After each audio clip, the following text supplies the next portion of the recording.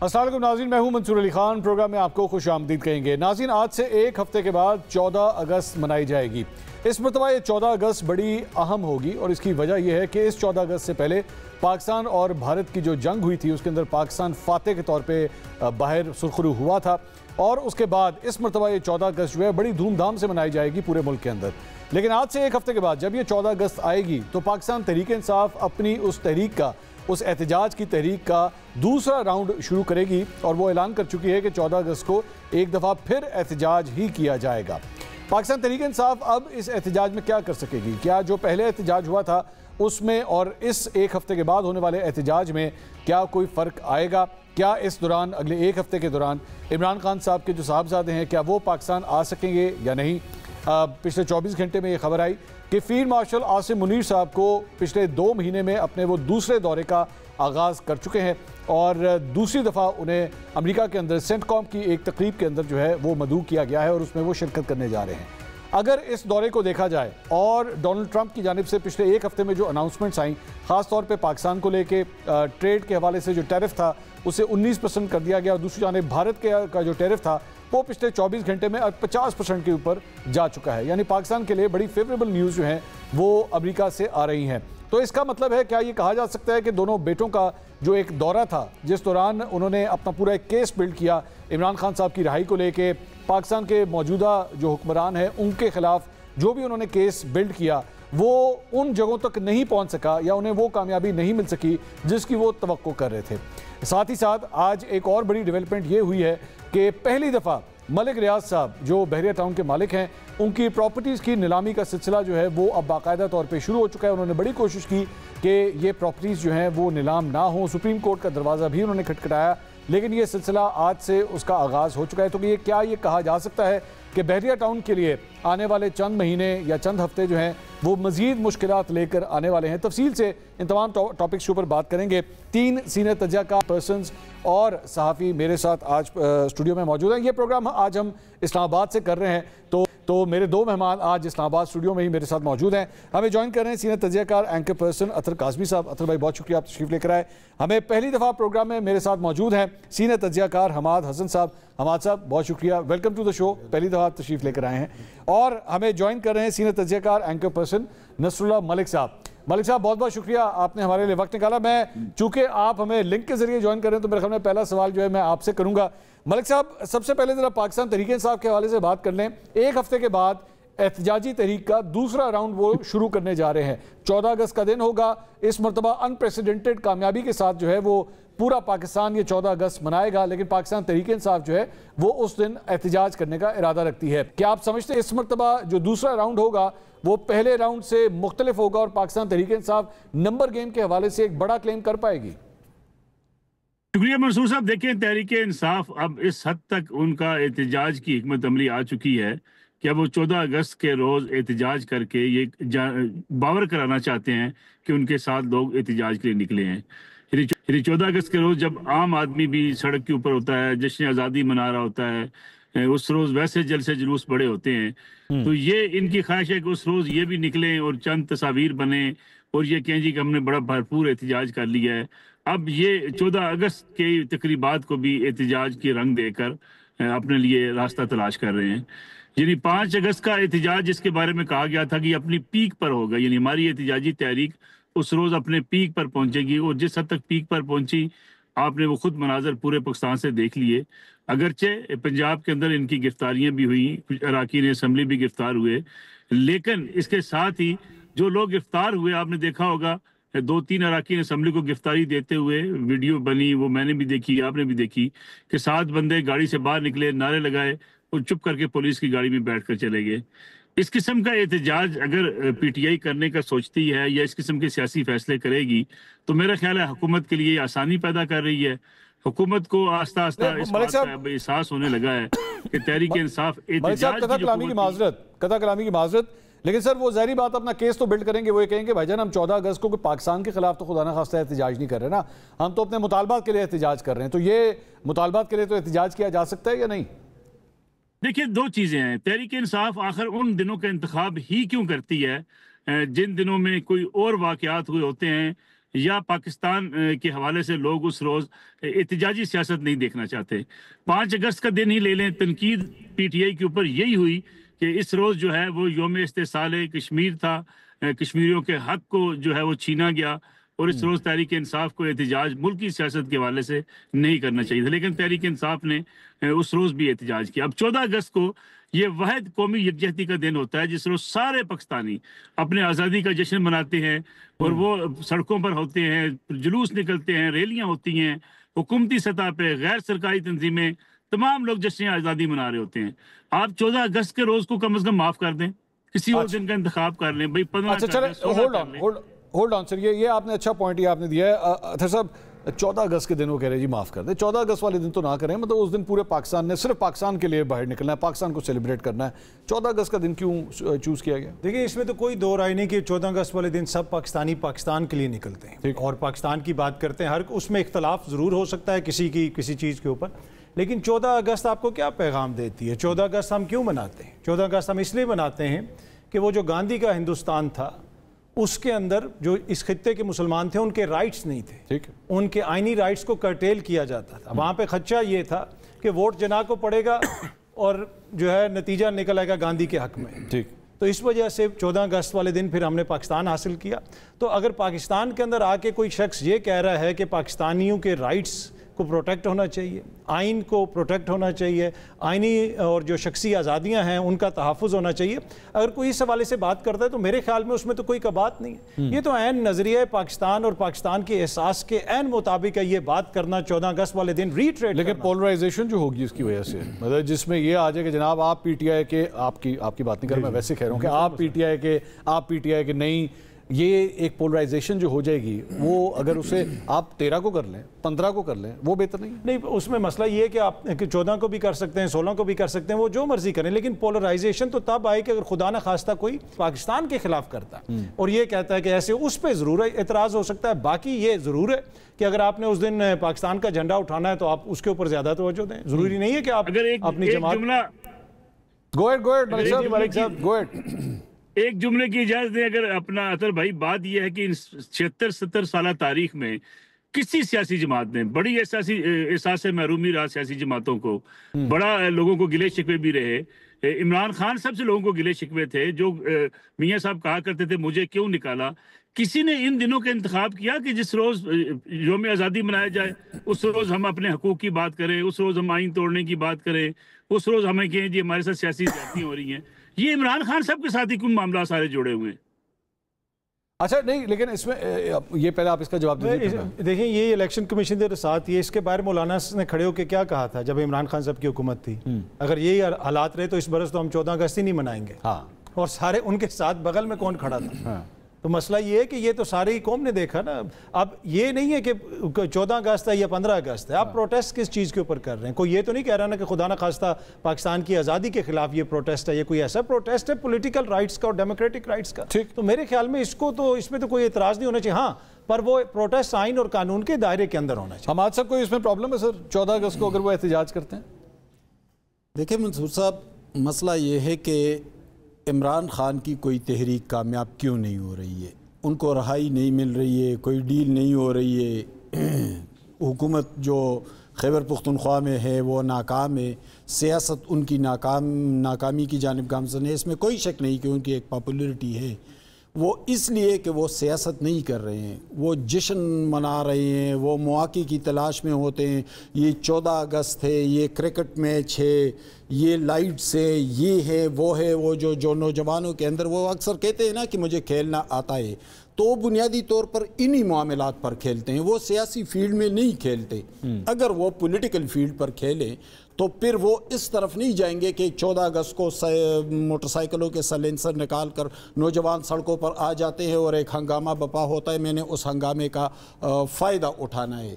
پھر وہ یہ دیکھیں گے کہ میں نے پارلیمنٹ کے اندر کیا فائدہ اٹھانا ہے, میں نے عدلیہ کے اندر کون سا فائدہ اٹھانا ہے, میں نے اپنی مقبولیت کا کیا فائدہ اٹھانا ہے. وہ پارلیمنٹ اور عدلیہ کی وہ مانتے ہی نہیں ہیں. وہ کہہ رہے ہیں پارلیمنٹ کے اندر ہمارے نمبر کم کیے جا رہے ہیں.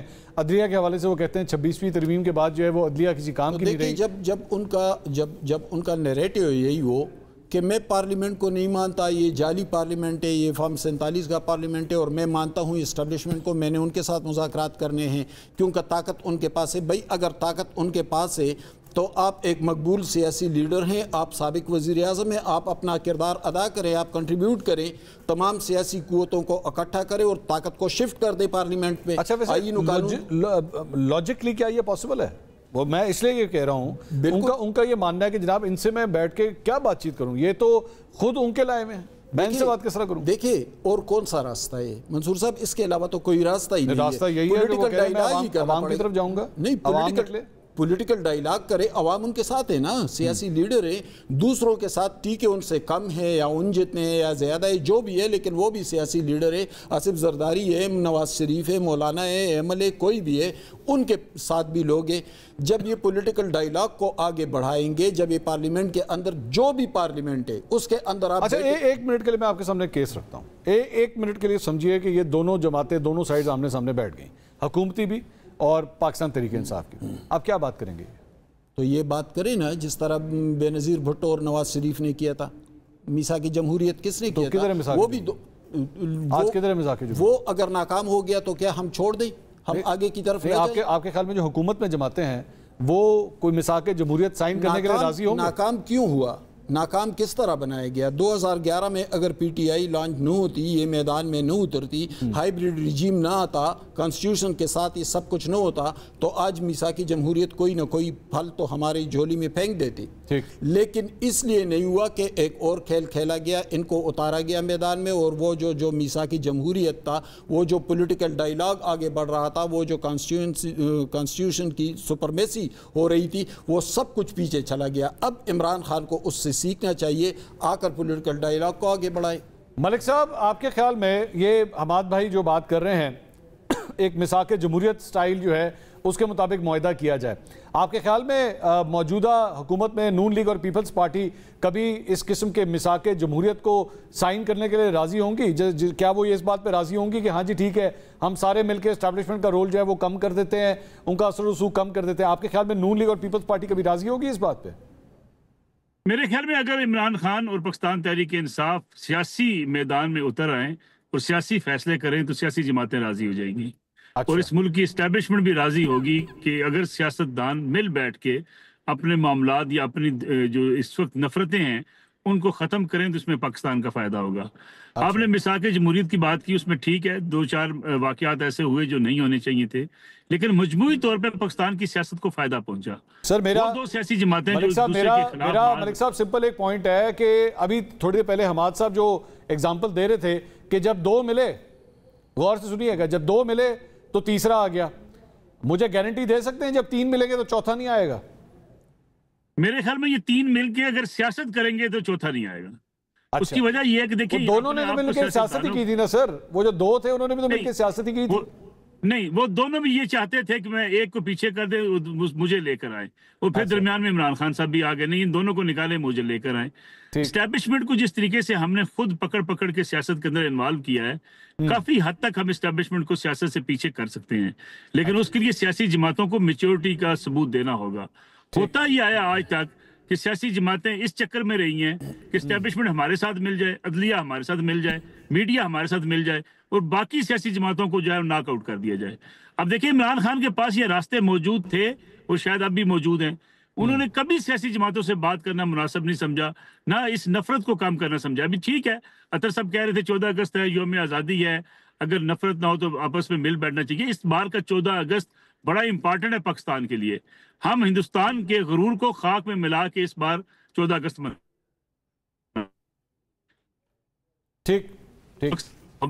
کہ جذبات زیادہ ہیں، اور سیاسی جماعتوں کا کام ہوتا ہے وطن سے محبت، وطن کے دفاع، وطن کی قومی سلامتی کے لیے جب کوئی ایسا موقع ہے تو ایسی آواز اٹھائیں کہ نہیں. لیکن ملک صاحب ان کا اطہر صاحب کا جو پوائنٹ تھا وہ یہ تھا، سر ان کا یہ پوائنٹ تھا اطہر صاحب کا کہ 14 اگست کا دن کس لیے تھا کہ مسلمانوں کو آزادی ملے، انہیں ان کے رائٹس ملے، وہ جو کہنا چاہیں، جو بولنا چاہیں، جو احتجاج کرنا چاہیں ان کو پورا رائٹ ملے. اگر وہ یہی تو وہ سٹرگل تھی، تو اگر اس سٹرگل کی بنیاد کے اوپر وہ کوئی احتجاج کر رہے ہیں تو وہ خدا نخواستہ اسلامک ریپبلک آف پاکستان کے خلاف تو احتجاج نہیں کر رہے. سوال یہ ہے کہ اتنے سالوں میں اتنے سال گزر گئے، گورننس کا ماڈل بہتر نہیں ہوا، آزادی اظہار رائے کے اوپر قدغن لگتی رہی. اگر جن بنیادی انسانی حقوق کی بات ہم کر رہے ہیں وہ اگر کہیں چھینے جاتے ہیں، ذمہ دار کون ہے؟ کیا یہ حکمران ذمہ دار نہیں ہے؟ کیا یہ ماضی کی سیاسی جماعتیں جو اقتدار میں رہی ہیں یہ ذمہ دار نہیں ہے؟ رسپانسبل میں اور اطہر صاحب یہ آپ تو نہیں ہیں. انہی کا بویا ہوا بیج ہے جو ہم آج کاٹ رہے ہیں. نفرتیں انہوں نے پیدا کی، لڑائیاں انہوں نے پیدا کی. اگر عدلیہ کو ساتھ ملانے کی بات آج کی جا رہی ہے تو ثاقب نثار صاحب کو ساتھ عمران خان صاحب ملا رہے تھے. آج 26ویں ترمیم کے بعد ہم کہتے ہیں عدلیہ کے بالکل جو ہے وہ نکارہ کر دی گئی ہے. تو اس وقت نکارہ نہیں کر دی گئی تھی جب جسٹس فائزی صاحب کو پکڑ کے کٹہرے میں کھڑا کر دیا گیا تھا. یہ دیکھیں ساری غلطی جو ہے اس بات پہ ڈال دینا کہ آج کی حکومت ذمہ دار ہے اور ماضی میں جو کچھ میں نے کیا اس کو معاف کر دیا جائے. یہ دنیا میں کبھی ہوتا نہیں ہے. جو آپ بولتے رہے ہیں وہ آپ کو کاٹنا پڑتا ہے. اگر عدلیہ ہو، اگر میڈیا ہو، میڈیا کا گلا آپ گھونٹنے کے چکر میں تھے، آواز دوسری رائے آپ نہیں سننا چاہتے تھے. ایون آج آپ اپوزیشن میں بیٹھ کے بھی آپ تنقید سننا نہیں چاہتے. پی ٹی آئی کے اوپر آپ تنقید کر کے دیکھ لیں، آپ کو آگے سے وہ جوابات اور وہ گالیاں ملیں گی کہ آپ تصور بھی نہیں کر سکتے. یعنی جب آپ اپنے آپ کو یعنی ڈکٹیٹرشپ کے مزاج میں لے گئے ہیں، آپ اپنی رائے کے علاوہ کسی کی رائے کا احترام نہیں کرنا چاہتے، آپ اپنی سیاست جو ہے مثلا دیکھیں نا، آپ احتجاج کرنا چاہتے ہیں، آپ کو احتجاج کے لیے کہا جاتا ہے جی کہ آپ فلاں جگہ پہ جا کے احتجاج کر لیں. آپ کہتے ہیں نہیں میں تو ڈی چوک جاؤں گا. یعنی یہ خاتون خانہ کہتی ہے میں ڈی چوک جاؤں گی، پارٹی کہتی ہے نہیں ہم نے یہاں پہ رک کے جلسہ کرنا ہے. جب آپ خود آئین کو ہاتھ میں لیں گے، قانون کو ہاتھ میں لیں گے، احتجاج آپ انتشار کی طرف لے جائیں گے تو پھر آپ کی آزادی مسدود ہو جائے گی. اس کی رسپانسبلٹی کسی اور پر نہیں ڈالی جا سکتی، انہی سیاسی جماعتوں کے اوپر ڈالی جا سکتی ہے. نہیں لیکن ملک صاحب اسی آپ نے چونکہ ایک ٹاپک چھیڑ دیا. بات یہ ہے کہ لاہور میں، اسلام آباد میں جب انہوں نے احتجاج کرنے کے لیے جگہ مانگی تو آپ نے جگہ دی بھی تو نہیں نا انہیں. آپ نے مینار پاکستان نہیں دیا، آپ نے اسلام آباد میں انہیں جگہ مانگی ہے انہوں نے نہیں دیا، تو پھر اس کے بعد ان کے پاس کیا آپشن بچ جاتا ہے؟ آپ کو سنجانی جگہ دے دی گئی، آپ کو لاہور میں دے دی گئی. میں ابھی کی بات کر رہا ہوں سر، میں ابھی 5 اگست کے حوالے سے بات کر رہا ہوں. سر میں گزارش کرنا چاہتا ہوں آپ کو دور دے دی گئی جگہ. چلیں آپ کے مزاج، آپ کی مطلوبہ جو جگہ تھی آپ کو نہیں ملی، آپ طے کرتے کہ ٹھیک ہے ہم اس جگہ پہ احتجاج کرنے والے ہیں. آہستہ آہستہ آپ کی پابندیاں ختم ہوتی ہیں. آپ بالکل ٹکراؤ کی کیفیت میں رہیں ہر وقت، آپ ہر وقت ٹکرانا چاہیں. آپ دیکھیں نا آپ کیا اس وقت اگر آپ سڑکوں پہ احتجاج کر کے کیا حاصل کریں گے؟ ڈائلاگ کریں گے نا، اس کے علاوہ تو کوئی راستہ نہیں ہے. اگر آپ 10 لاکھ کا مجمع بھی لے کر اسلام آباد آ جائیں گے تو ڈائلاگ ہی ہوگا، بات چیت ہی ہوگی، پارلیمنٹ میں جا کر بیٹھیں گے، کسی سے مل بیٹھ کے کوئی راستہ نکالیں گے. آپ ایسا تو نہیں ہو سکتا کہ اگر آپ پورے ملک کے اندر احتجاج کر کے لے آئیں سڑکوں پر لوگوں کو اور اس سے اپنی مرضی کے اپنے فیصلے کروا لیں، یہ ممکن نہیں ہے. یہ آپ تجربے کر چکے ہیں. سول نافرمانی کی تحریک کی آپ کال دے چکے ہیں، ناکام ہو گئی. زر مبادلہ پاکستان منگوانے کے حوالے سے آپ ہنڈی کا لیکچر قوم کو دیتے ہیں، آج تک آپ کا لیکچر واپس نہیں ہوا، اس میں آپ ناکام ہو چکے. آپ جو ہے وہ پورے ملک کو جیم کرنے کی اپیل کر چکے، اس میں آپ ناکام ہو چکے. آپ نے کہا پورا ملک کے تمام سڑکیں بند کر دیں گے، اس میں آپ ناکام ہو چکے.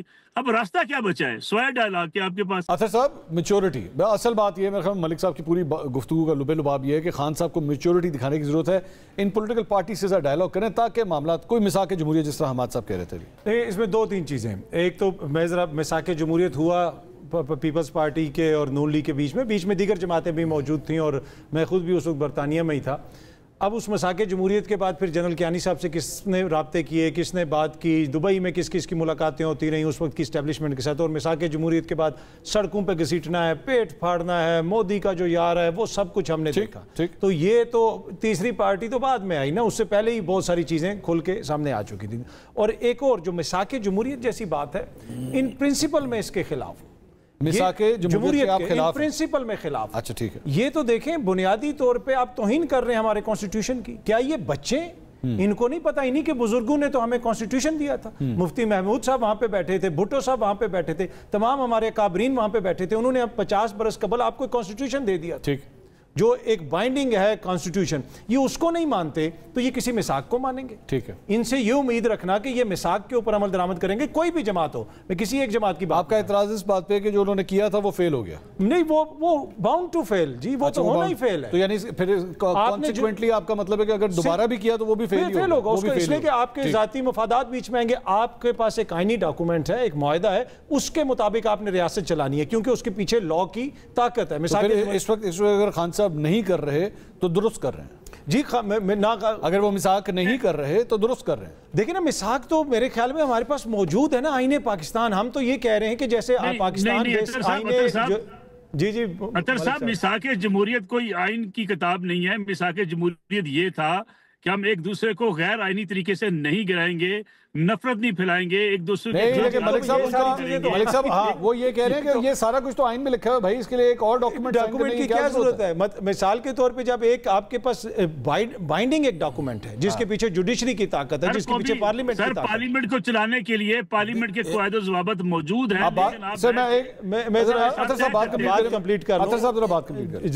دوسرا یہ کہ یہ کوئی سرزمین بے آئین ہے کہ ہم COD کرتے پھریں. بھائی آئین کے اوپر عمل درآمد کریں. پھر کہ جی وہ تصادم کی سیاست، یہ سیاست، وہ سیاست.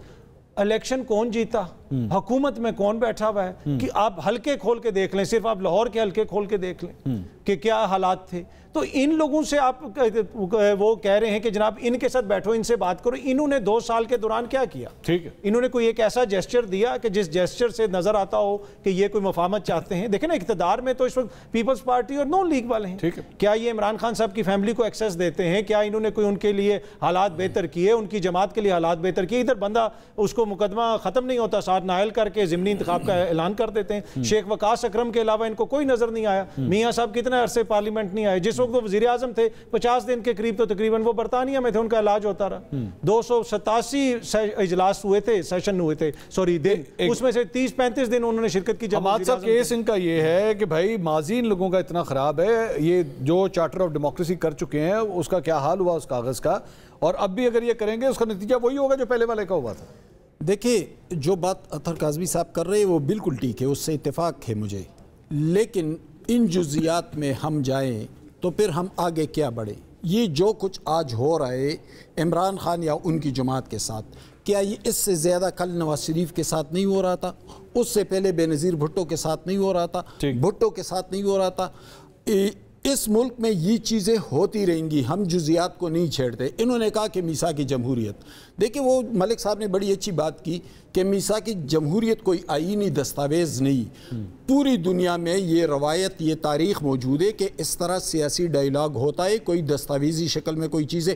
یعنی نیلسن منڈیلا بہت بڑے لیڈر تھے، لیکن 27 سال جیل کاٹ کر باہر آئے تو تمام گروہوں کے ساتھ، تمام سیاسی پارٹیوں کے ساتھ بیٹھ کر ٹروتھ اینڈ ریکنسیلیشن اس کو سائن کیا. تو یہ تو صرف یہاں پہ نہیں ہو رہا ہے، یہ تو پوری دنیا میں ہوتا ہے. تو میثاق جمہوریت اس حوالے سے ایک معتبر حوالہ ہے.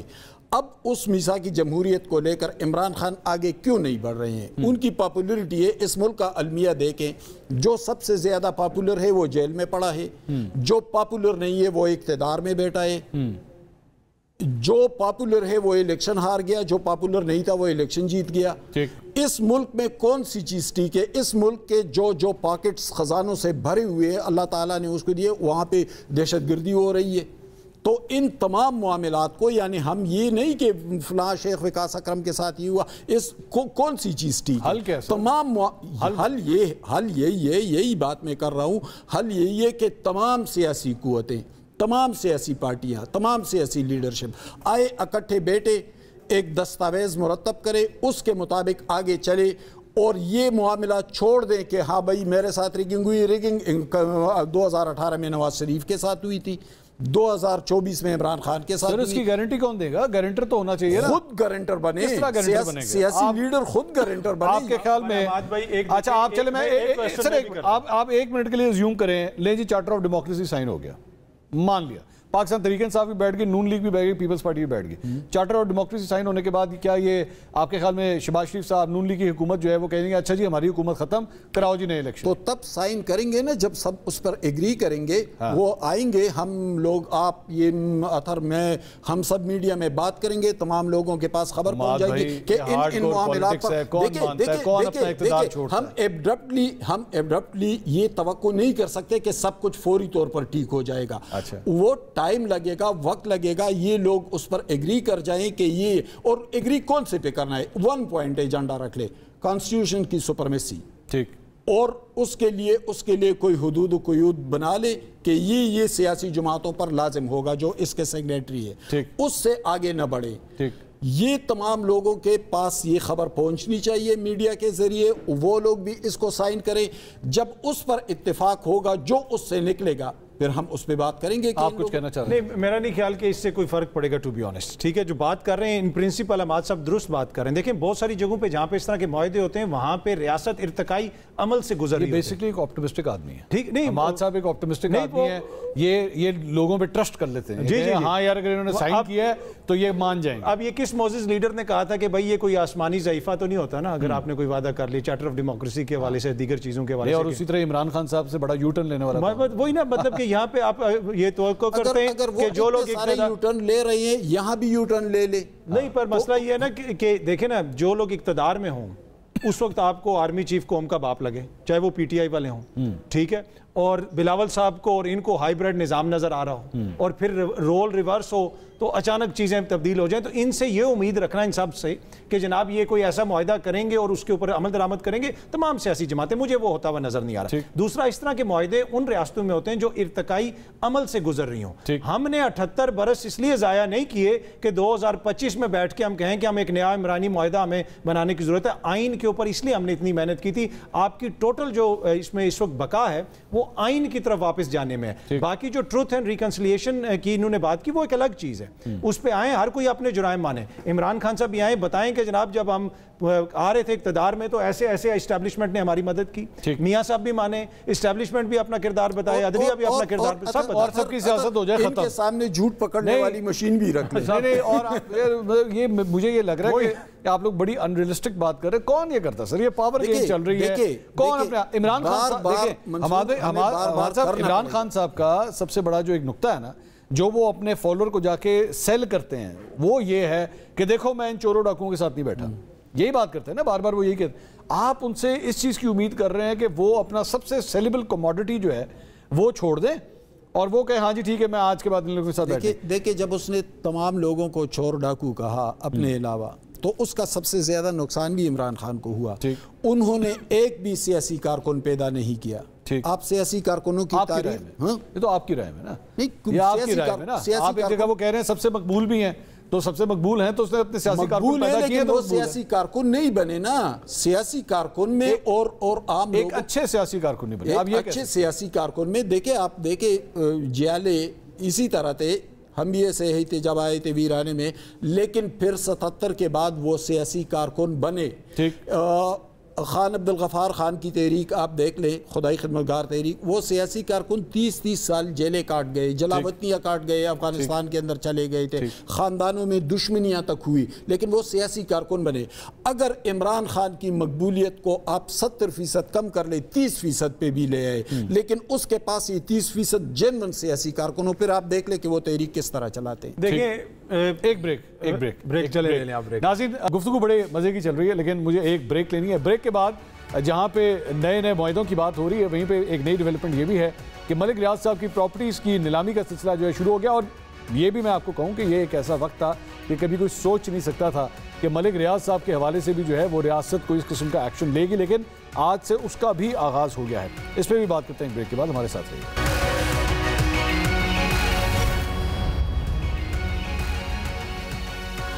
ناظرین welcome back after the break. سیاست کے حوالے سے تو کافی بات ہو گئی، اب کچھ قانونی معاملات اور احتساب کے حوالے سے بھی بات کریں گے. آج ملک ریاض صاحب کی جو پراپرٹیز ہیں اس کی نیلامی کا سلسلہ شروع ہو چکا ہے. انہوں نے بہت کوشش کی، انہوں نے سپریم کورٹ کا دروازہ بھی کھٹکھٹایا کہ کسی طرح یہ نیلامی کا پروسیس جو ہے وہ روک دیا جائے، لیکن ایسا نہیں ہو سکا. ملک ریاض صاحب کی جانب سے یہ بار بار کہا گیا کہ جی مجھے خاص طور پہ ٹارگٹ کیا جا رہا ہے اور یہ احتساب اگر ہو بھی رہا ہے تو یہ میرٹ پہ نہیں ہو رہا، لیکن ان کے مخالفین کا یہ ماننا ہے کہ نہیں، اب صحیح احتساب شروع ہوا ہے. ایسی شخصیت کا احتساب شروع ہوا ہے جو ایک زمانے میں انٹچبل کہلائے جاتے تھے، جن کا ایک بڑا مشہور ایک کوٹ تھا جس میں انہوں نے کہا تھا کہ میں فائلوں کو پہیے لگوا دیتا ہوں. تو آج وہ فائلیں، ان کے پہیے جو ہے وہ پنکچر ہو چکے ہیں اور وہ فائلیں اب کھلنا شروع ہو چکی ہیں. ملک صاحب آپ سے جاننا چاہوں گا سر، یہ واقعی ایک احتساب کے نئے عمل کا آغاز ہو گیا ہے یا یہ ایکچولی معاملہ سیاسی ہے، وعدہ معاف گواہی کا ہے؟ دیکھیں میرا خیال یہ ہے کہ ملک ریاض صاحب نے سارے معاملے کو ڈائیورٹ کرنے کی کوشش کی کہ مجھے وعدہ معاف گواہ بنانے کے لیے دباؤ ڈالا جا رہا ہے، اور یہی وہ نقطہ آغاز ہے جو ملک ریاض صاحب کے لیے آج مشکلات کا باعث بنا ہے. ملک ریاض صاحب پر کوئی وعدہ معاف گواہ بننے کا پریشر نہیں تھا. ملک ریاض صاحب یہ سمجھتے تھے کہ مسلم لیگ نواز ہو، پیپلز پارٹی ہو، تحریک انصاف ہو، وہ تمام جماعتوں کو پہیے لگاتے رہے ہیں. تو جو پہیے لگانے والا ان کی ایک سوچ تھی. بلکہ آپ کو یہ بھی یاد ہوگا کہ ملک صاحب کے حوالے سے یہ کہا جاتا تھا کہ حکومتیں بنانے میں اور حکومتیں گرانے میں ملک صاحب کا بڑا اہم کردار رہا ہے. اور پھر ملک صاحب کے ساتھ جو ان کے اب بھی رابطے میں لوگ سیاستدان بھی ہیں وہ یہ ملک صاحب کو کہتے رہے کہ جی کوئی مسئلہ نہیں ہے, آپ بے فکر رہیں, آپ کے معاملات سیٹل کروا دیے جائیں گے. یہ غلطی ہے جو ملک ریاض صاحب کے گلے پڑ گئی. اب ملک ریاض صاحب کے خلاف ایلیگیشنز کیا ہیں؟ ان کے خلاف سندھ حکومت کی جو پراپرٹی ہے اس کے ایلیگیشنز ہیں. ان کے خلاف ایلیگیشنز ہیں جو انہوں نے جرمانے ادا کرنے ہیں, وہ ان کے خلاف ایلیگیشن ہے. پھر جو پیسے واپس آئے تھے انہوں نے جو ہے اس جرمانہ الگ دینا تھا, یہ اسٹیٹ کے پیسے تھے, وہ الگ ایلیگیشنز ہیں. ملک ریاض صاحب نے ان کو ڈائیورٹ کرنے کی کوشش کی مختلف اپنے مواقع پہ ٹویٹس کے ذریعے. گویا انہوں نے یہ تاثر دیا کہ ملک ریاض صاحب کسی سیاسی وکٹمائزیشن کا شکار ہو رہے ہیں. اور یہ ان کے خلاف معاملات آگے بڑھتے چلے گئے. نوبت یہاں تک آن پہنچی کہ ان کی اب جائیدادوں کی نیلامی کی جا رہی ہے. میرے خیال میں ملک صاحب کو سیاسی معاملات سے اپنے آپ کو الگ کر لینا چاہیے تھا, اور یہ واضح طور پہ ان کو اپنی صرف بزنس کی طرف فوکس کرنا چاہیے تھا. لیکن ملک صاحب نے جتنا بھی بزنس کیا اس میں سیاست ترجیح رہی ہے ان کی. اب تصور کیجئے کہ جن کے بارے میں یہ کہا جائے کہ وہ ساری سیاسی جماعتوں کے چہتے ہیں یا ساری سیاسی جماعتیں ان کے بہت قریب سمجھی جاتی ہیں, تو اس سے آپ اندازہ لگا سکتے ہیں کہ وہ سیاست میں کتنا اہم کردار ادا کرتے رہے ہیں. اور پھر جس طریقے سے بعض واقعات ایسے بھی ہیں کہ وہ مختلف پیغامات لے کر جاتے رہے اسٹیبلشمنٹ کے پاس بھی اور حکمرانوں کے پاس بھی. تو آج ملک ریاض صاحب کے اوپر کوئی ایسا دباؤ نہیں ہے کہ انہوں نے وعدہ معاف خواہ بننا ہے. اب تصور کیجئے کہ عمران خان صاحب کے مقدمات کا فیصلہ ہو چکا ہے, اتنے مقدمات ان کے خلاف ہیں. 9 مئی کا مقدمہ ہی ان کے جو ہے وہ حوالے سے پوری پی ٹی آئی کے گلے پڑے ہوئے ہیں. تو ملک ریاض صاحب کے اس وعدہ معاف خواہ بننے کی کیا حیثیت ہو سکتی ہے؟ لیکن انہوں نے اس کو پولیٹیسائز کرنے کی کوشش کی. حماد صاحب کچھ ایک جملہ.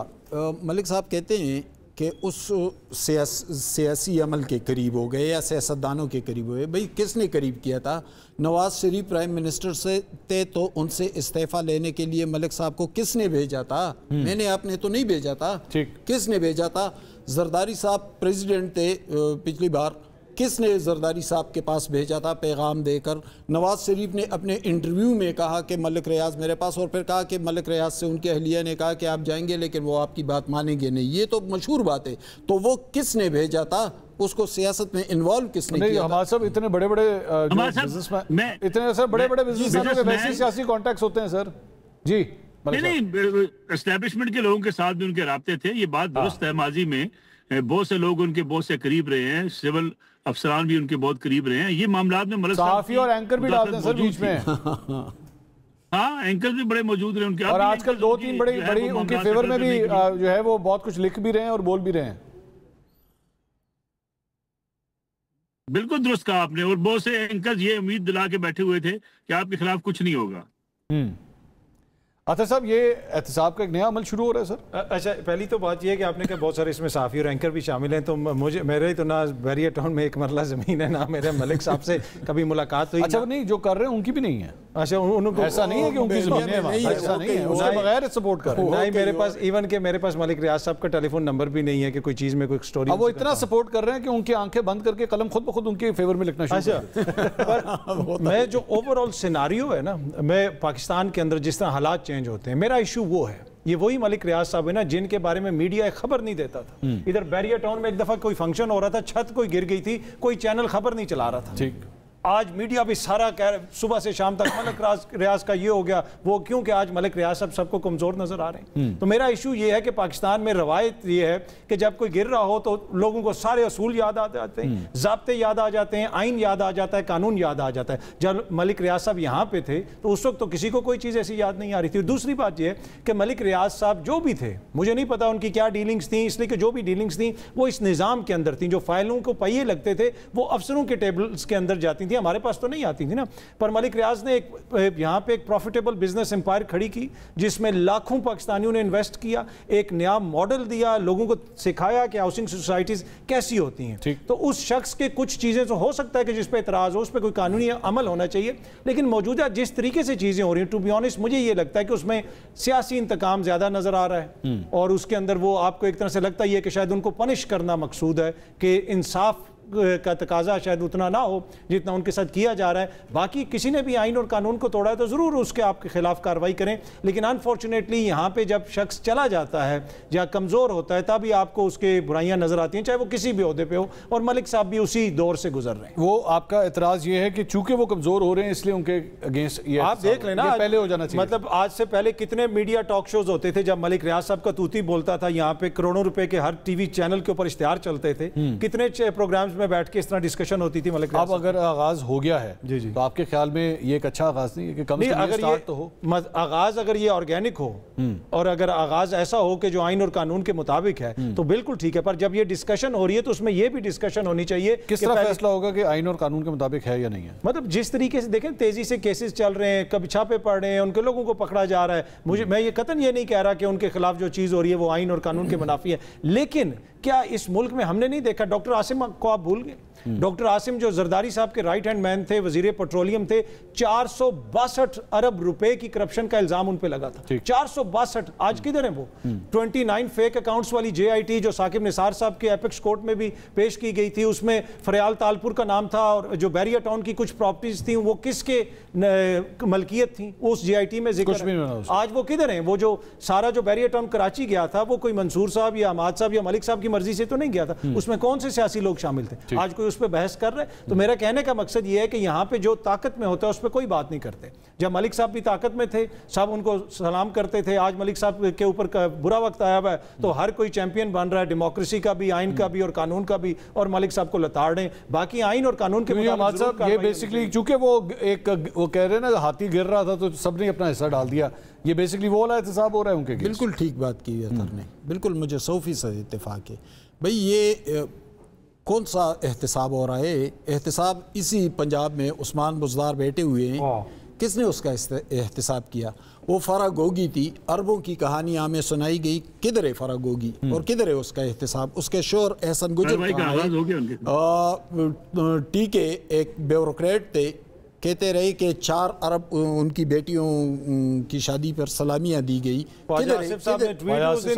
کدھر ہے؟ بہت سارے خیبر پختونخوا کے وزرائے اعلیٰ پرویز خٹک اور محمود خان, وہ سارا جو سونامی بلین ٹری ملک جمبا بی آر ٹی یہ کیا کچھ تھا, کدھر ہے ان کا احتساب؟ کس نے کیا؟ دیکھیں ملک ریاض کا معاملہ کرپشن کا نہیں ہے, کم از کم کرپشن کرنے تو پھر اور بہت سارے معاملات ہیں نا, ان کو بھی ریاض صاحب کا معاملہ کرپشن کا نہیں ہے, یعنی کرپشن پر ان کے خلاف قبضوں کا نہیں ہے, زمین ہے تو پھر لیکن یہ چیزیں ان کو یہ طاقت کس نے فراہم کی تھی؟ میں نے اور آپ نے تو نہیں کی تھی. دیکھیں منصور میں یہ بات کر رہا ہوں, ایک منٹ پر دیکھیں میں یہ بات کر رہا ہوں کہ ہوتے یہ نظام ان لوگوں کو پروٹیکٹ کرتا ہے جب ضرورت ہوتی ہے کہ بھئی یہ اس نظام میں فٹ نہیں آ رہا ہے یا اس نظام کو اس سے کوئی بات نہیں مان رہا ہے, اس کو فوری طور پر اس کرپشن والے خانے میں ڈال دیتے. ملک ریاض یہ سب کچھ جب کر رہا تھا 1990 سے تو اس وقت کسی نے نہیں پوچھا, میڈیا پر کوئی نام. آپ لوگوں کی بات جو میں تینوں کی سمجھا وہ یہ ہے کہ ٹھیک ہے جی یہ احتساب ہو رہا ہے لیکن یہ کوئی احتساب کا نیا سسٹم نہیں ہے, یہ ٹارگٹنگ ہے. ایک اور بات کروں, ملک ریاض جو بھی تھا اس نے کم از کم وہ جیسے کہ اتھر نے کہا کہ بڑی اچھی ماڈل سوسائٹیز بنائے, میریا ٹاؤن ایک بڑا فرنشڈ اور بڑا اچھا لیونگ سسٹم, اس نے تو کم از کم یہ کنٹریبیوٹ کیا ہے نا. عثمان بزدار نے کیا کنٹریبیوٹ کیا, فرا گوگی نے کیا کنٹریبیوٹ کیا, محمود خان اور پرویز خٹک نے کیا کنٹریبیوٹ کیا. وہ تو ان سے بھی بڑے مجرم ہیں لیکن ان پہ ہاتھ نہیں. اچھا ویسے میں ذرا تھوڑا اطہر بھائی کی اس بات سے میں ڈس ایگری کروں گا کہ جی بڑی زبردست انہوں نے ہاؤسنگ سوسائٹی بنائی اور جی ایک نیا انہوں نے کیا. سر معذرت کے ساتھ یہاں پہ اور بھی بڑی بڑی سوسائٹیز ہیں اور بڑی اچھی اچھی سوسائٹیز ہیں, صرف ان کی نہیں ہے لیکن پائنیئر وہ تھے, پہلی بار انہوں نے وہ ایک سر تو وہ ان کا, میری بات سنیں نا, وہ ان کی پیکنگ تھی, ان کا سامان تھا, وہ اس کو نکھار کے جس طرح مرضی جدت کر کے جو مرضی بنائے, پروڈکٹ تو ان کی تھی نا. وہ تو یہی کہہ رہے ہیں نا, وہ اللہ واسطے تو پلاٹ نہیں بیچ رہے تھے, اس سے پیسہ بنا رہے تھے, دولت بھی کما لی, اس سے طاقت بھی حاصل کر لی, پیسہ بھی حاصل کر لیا. ان کی پشت پر کون تھے؟ لیکن جب وہ نظام میں فٹ نہیں ہو رہے تھے تو پھر وہ مجرم ٹھہرے. وہ پہلے کیوں مجرم نہیں ٹھہرے؟ پہلے بھی یہ سب کچھ کر رہے تھے. میں کوٹیشن یہاں پہ دیتا ہوں. ہم نے رابن ہوڈ کی کہانی سنی ہوگی, سب نے سنی تھی کہ امیروں سے لوٹتا تھا, غریبوں کو بانٹتا تھا. سر وہ بے شک امیروں سے لوٹتا تھا, غریبوں کو بانٹتا تھا, لیکن مارتا ڈاکے ہی تھا. اس کو ڈاکو ہی کہا جائے گا قانون کے مطابق. لیکن اس ڈاکو راج کو 30-40 سال تک کس نے پروٹیکٹ کیا؟ میں یہی بات کر رہا ہوں. اور اسی طرح اب بھی ہو رہا ہے, بوتسوں کو پروٹیکٹ کیا جا رہا ہے. ملک صاحب کچھ کہنا چاہ رہے ہیں؟ جی ملک صاحب گو اہیڈ. میں منصور صاحب, میں دو چیزیں جو ہیں دونوں کو بائے کرنے کو تیار نہیں ہوں. پہلی بات تو یہ کہ بہت بڑا انفراسٹرکچر اگر کسی نے دیا, بالکل آپ کی بات درست ہے. آپ اگر انفراسٹرکچر دیں, بڑی اچھی سہولیات دیں, اور اگر آپ اس میں کسی کرپشن کو شامل نہ کریں, بالکل جائز طریقے سے دیں, تو پھر آپ کو کریڈٹ بھی دینا چاہیے, آپ کو سلوٹ بھی مارنا چاہیے. یہ ہاؤسنگ اسکیمیں کیا کرتی ہیں؟ آپ کے شاملاٹ پہ قبضے کر لیتی ہیں, قبرستانوں کی زمین پہ قبضے کر لیتی ہیں, سرکاری لینڈ اپنے اندر شامل کر لیتی ہیں, اور اس کے بعد جو اس ملک کے اندر ہوا کہ فارمز جاری کیے جاتے ہیں, ندی نالے بیچ دیتی ہے سر, فارمز بیچ دیے جاتے ہیں. جی سر, ندی نالے بیچ دیتی ہے پلاٹ بنا کے. ہاں دیکھیں اس کے بعد کیا ہوتا ہے, یہ ہاؤسنگ اسکیمیں یہ کرتی ہیں کہ آپ کو جو ہے وہ فارمز بیچے جاتے ہیں. کبھی دنیا میں ہوا ہے کہ ایک فارم بیچ دیا جائے جس کی کوئی قیمت نہیں ہے, کبھی لاکھ روپے کا, کبھی 1.5 لاکھ روپے کا, اس سے آپ اربوں روپے اکٹھے کرتے ہیں. وہ فارم اس کے بعد ٹکے ٹوکری ہو جاتا ہے, غریب آدمی وہ فارم لینے کے بعد جا کے 5-10 ہزار روپے کا بیچ رہا ہوتا ہے, کوئی پوچھنے والا نہیں ہے. پہلی بات. اور جس طریقے سے ہاؤسنگ اسکیم میں ٹھیک ہے اچھے کام بھی ہوئے ہوں گے, لیکن آپ کو ایک ایک چیز جو ہے نیٹ اینڈ کلین رکھنی چاہیے, پھر آپ دعویٰ کریں کہ جناب ہم نے یہ بڑا اچھا جو ہے وہ اس سیکٹر میں کام کیا ہے. دوسری بات یہ کہی جاتی ہے جی کہ انہیں سپورٹ حاصل تھی, فلاں شخص کو سپورٹ حاصل تھی. آپ کو اور مجھے سپورٹ حاصل ہو جائے, ہمیں کوئی چھتری مل جائے, تو کیا میں آئین اور قانون کو اڑا کر رکھ دوں؟ کیا میں بیواؤں کی یتیم پہ قبضہ کر لوں؟ کیا میں یتیموں کا مال کھانا شروع کر دوں؟ کیا میں جو ہے وہ قبرستانوں کی زمینوں پہ قبضے کر لوں؟ بھائی ایک آپ کو شیلٹر مل گیا, کسی نے آپ کو سپورٹ کیا. نہیں ملک صاحب, اس میں ایک ملک صاحب ایک حماد صاحب کا جو پوائنٹ تھا نا, وہ یا اطہر بھائی نے بھی جو بات کی وہ یہ تھی کہ ٹھیک ہے اس نے فائدہ اٹھایا, اس شخص نے فائدہ اٹھایا, آپ اس کے خلاف تو احتجاج کر رہے ہیں, اور اس کی شاید وجوہات کچھ اور ہیں. اصل بات یہ ہے کہ جو ان کو سپورٹ کرتا رہا, جو ان کی فائلوں کے وہ جو پہیے تھے ان کو گھماتا رہا, ایک ڈیسک سے دوسرے ڈیسک پہ پہنچاتا رہا, اس کے اگینسٹ بھی تو پھر ایکشن لینا. صرف اکیلا یہ ذمہ دار شخص تو نہیں ہے جس نے وہ موو کیا, جو سیاستدان اس کو فیسیلیٹیٹ کرتے رہے, پھر ان کے اگینسٹ بھی تو ایکشن لیا جائے. کس نے میں گزارش کرتا ہوں, وہ سیاستدان, وہ بیوروکریٹ, وہ آپ کے کوئی فوجی افسران سابقہ ہوں, تو وہ آپ کو جو ہے وائٹ کالر کرائم کرتے رہے, اس کو پکڑنا مشکل کام ہوتا ہے نا. لیکن آپ نے ایک جائیداد اگر اپنے نام پہ کروا لی فراڈ کے ذریعے, تو آپ کے ڈاکومنٹس موجود ہیں کہ یہ قبرستان کی زمین تھی, میں نے اپنا نام کروا لی, میں پکڑا جاؤں گا. اس وقت مجھے سوچنا چاہیے تھا کہ یہ جو اشیر بات مجھے حاصل ہے, کل یہ صاحب تو نکل جائیں گے, پھنس تو میں جاؤں گا. ٹھیک ہے, بہت شکریہ, بہت شکریہ نصر اللہ ملک صاحب. حماد حسن صاحب, آپ پہلی دفعہ تشریف لے کر رہے سر, میرے لیے آنر کی بات ہے, بہت شکریہ. اطہر کاظمی صاحب آپ کا بہت شکریہ. بات ایک ڈاکیومنٹ سے ہی شروع ہوئی تھی کہ ایک نیا عمرانی معاہدہ, نیا میثاق جمہوریت, اور کیا ایک نیا احتساب. لیکن احتساب کیا صرف ایک شخص کا یا سب کا؟ جمہوریت کیا صرف ایک شخص کے حوالے سے یا سب کے لیے؟ اصل گفتگو یہی تھی. پروگرام سے اب تک کے لیے اتنا ہی. اگلے ہفتے آپ سے دوبارہ ملاقات ہوگی. اللہ حافظ.